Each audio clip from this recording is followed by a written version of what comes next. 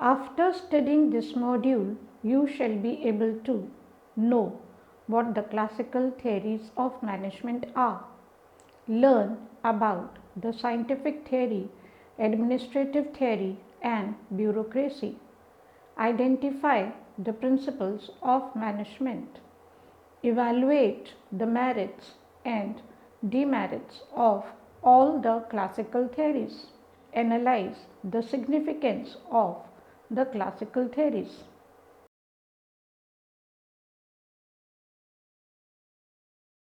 We shall commence this module by studying classical theories of management. Classical theories of management are the oldest and the most traditional theories of management. These theories were generated in late 1800s and early 1900s. They revolve around the basic assumption that people are motivated by economic incentives. The classical theory can be further categorized into three theories: scientific management theory, administrative principles, and bureaucracy.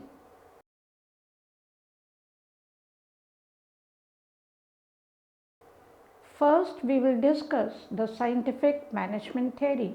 This theory was propounded by Frederick W. Taylor.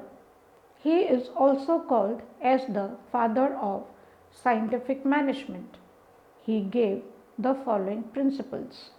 Every job should be broken into its element and a scientific way of performing should be established. Workers should be scientifically selected with the right attitude and ability and be properly trained. Scientific distribution of work between workers and management. A mental revolution is needed, which means creation of mutual trust between workers and management. Maximum output in place of restricted output should be produced as it is beneficial for both management and workers. Techniques of scientific management. Number 1. Time study. This study emphasizes that the ideal time to complete a job should be identified so that the efficiency of workers can be increased. 2. Motion study.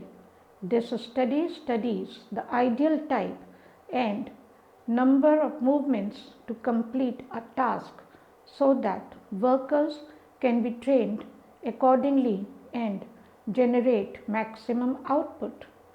Standardization and simplification.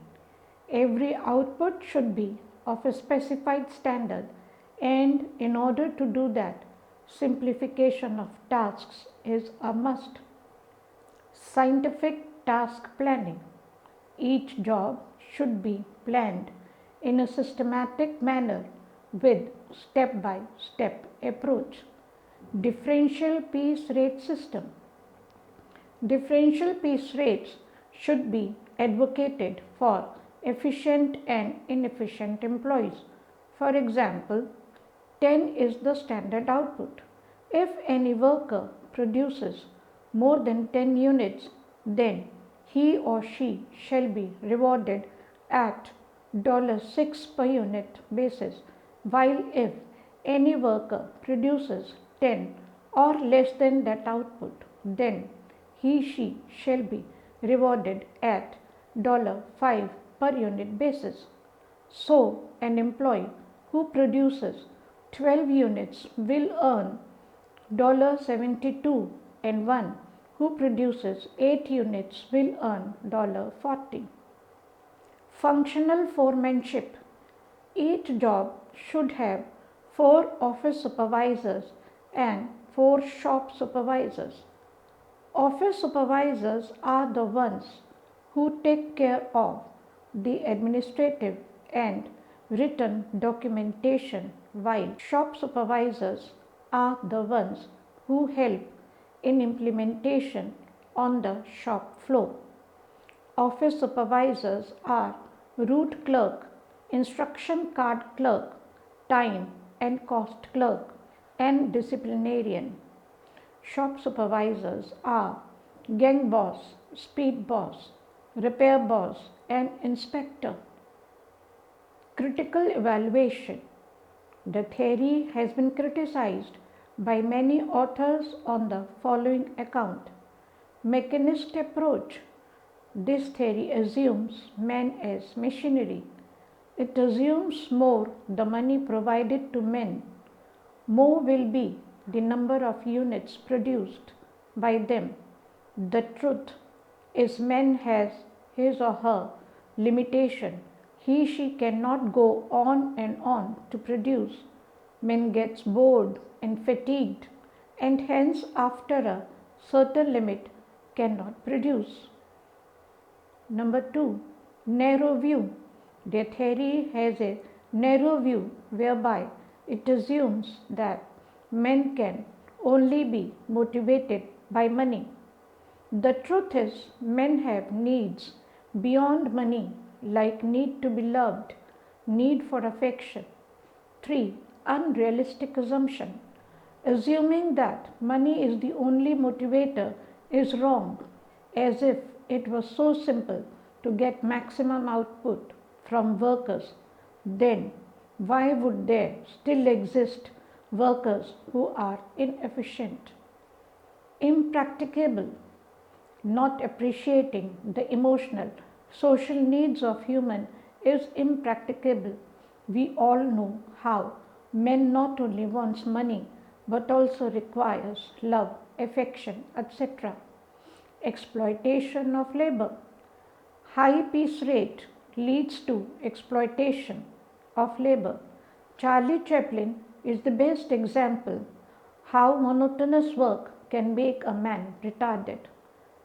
Environment not taken into consideration. Producing maximum output when there is no demand for the output is not worth it.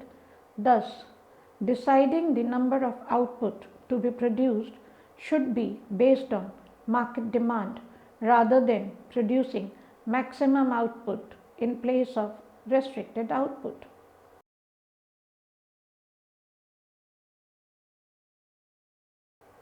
Now we shall discuss the administrative theory. This theory was given by Henry Fayol. He divided the administrative activities into 6. Number 1. Technical operations are concerned with producing and manufacturing products. 2. Commercial operations are concerned with buying of raw materials for product and selling of finished products. 3. Financial operations involve searching for an acquisition of capital and allocation of capital to various functions in an optimal manner. 4. Security operations refer to the adequate steps taken for safety of products and goods. 5. Accounting operations include all accounting aspects of the organization, including recording and taking stock of cost, profits, liabilities, assets, preparing balance sheet, etc. Number 6. Managerial operations were Fayol's primary concern, and he defined these in terms of 5 functions. These functions are planning, organizing, command, coordination, and control. Management principles. Fayol also proposed 14 principles of administration which he believed are most often applied. Division of labor. Work should be divided according to the skills and abilities of workers so that it promotes specialization and reduces time of work. Number 2. Authority and responsibility. Authority should always be in parity with responsibility. If an employee has more authority then responsibility, then he would misuse that authority, and if the responsibility is more than authority, it will lead to inefficient work. Discipline. Every organization has its set rules and regulations. Thus, all employees should adhere to those rules and regulations. Unity of command. Every employee should have only one boss so that there is no chaos and confusion. Unity of direction. There should be one head and one plan. Subordination of individual interest to organizational interest. Organizational interest should always prevail over organizational interest. Remuneration of staff. All employees should be fairly paid to motivate the employees. Centralization. Centralization refers to the concentration of power in a few hands, while decentralization refers to distribution of power amongst employees. The scalar chain. The communication should follow the formal channel in hierarchy.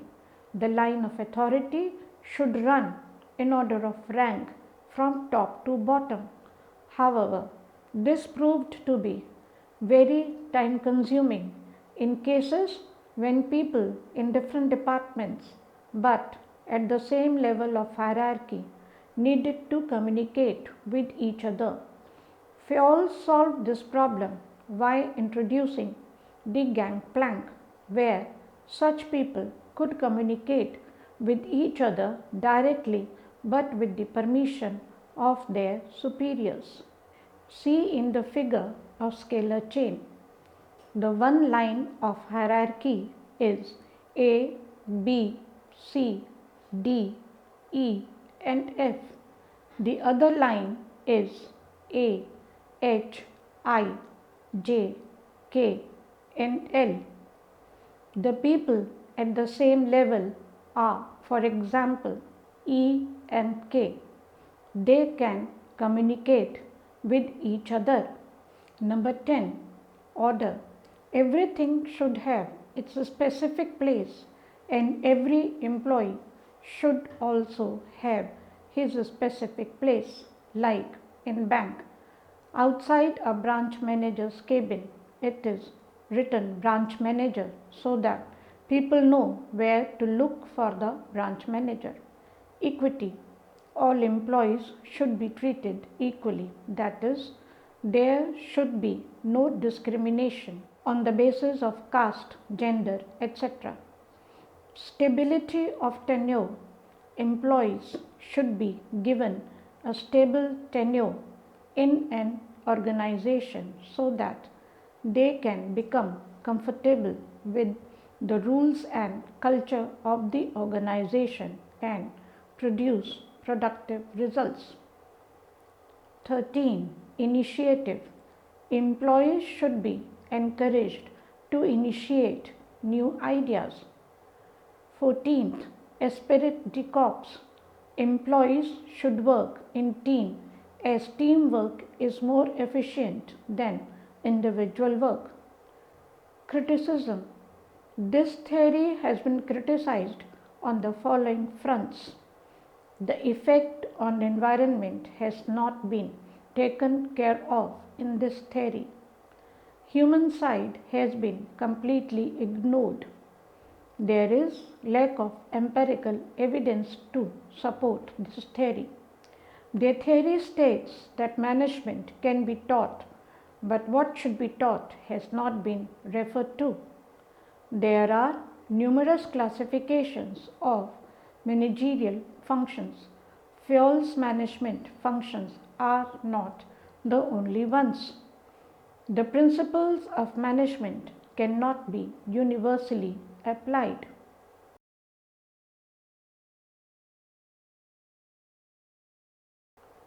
Further, we will move on to discuss the concept of bureaucracy. Max Weber has introduced the concept of bureaucracy. Features of bureaucracy. Number 1. Division of labor.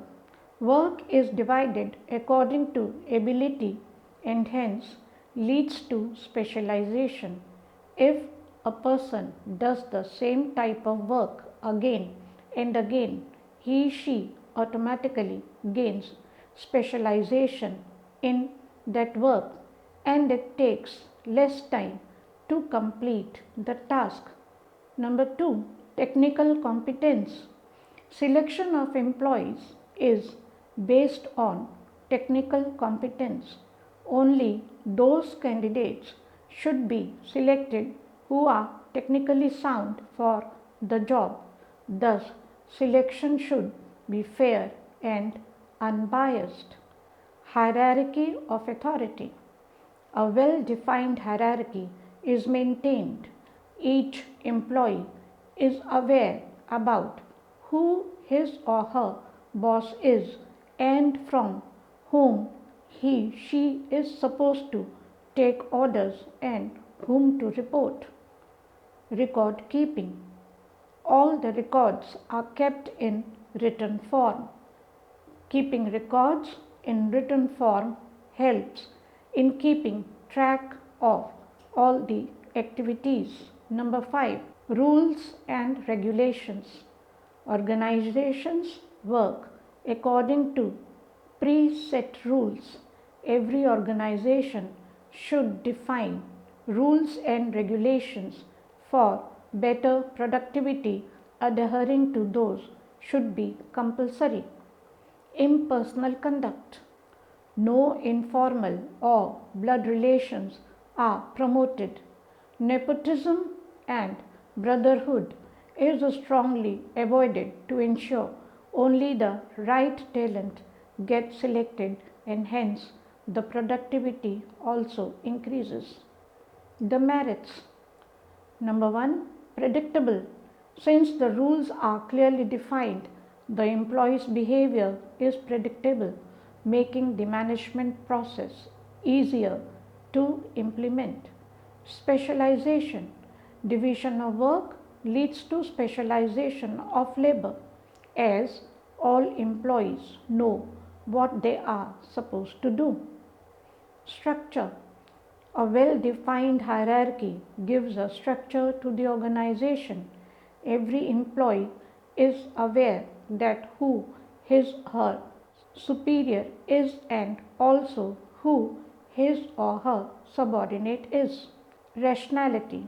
As impersonal conduct is promoted, it leads to rational decision making. Decision is based on facts and logic rather than emotions and gut feeling. Demerits. There is too much of paperwork and red tape. Red tape refers to putting a red tape on a file and moving it from one table to another. For example, a comedy show on Sub TV, Office shows this aptly. Excessive rules and regulations make it difficult for the employees to be creative and innovative. Employees become so used to the routines that they resist new ideas and hence promote rigidity. In the wake of following the rules, somewhere the goal of the organization is displaced. Each department works like a watertight compartment, giving rise to the problem of compartmentalization.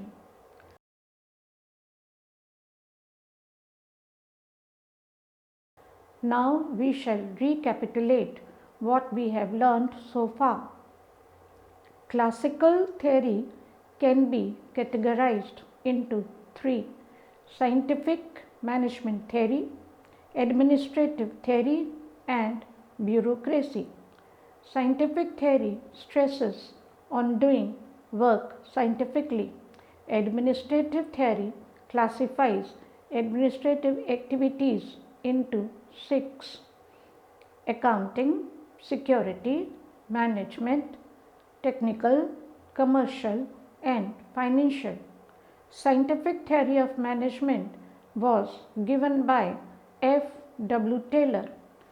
Fayol has given 14 principles of management. Fayol says that every organization usually has 6 operative functions, namely technical, security, accounting, finance, commercial, and managerial. Max Weber propounded the theory of bureaucracy. Bureaucracy is a well structured form of organization having rules, regulation, and promotes impersonal conduct and work specialization.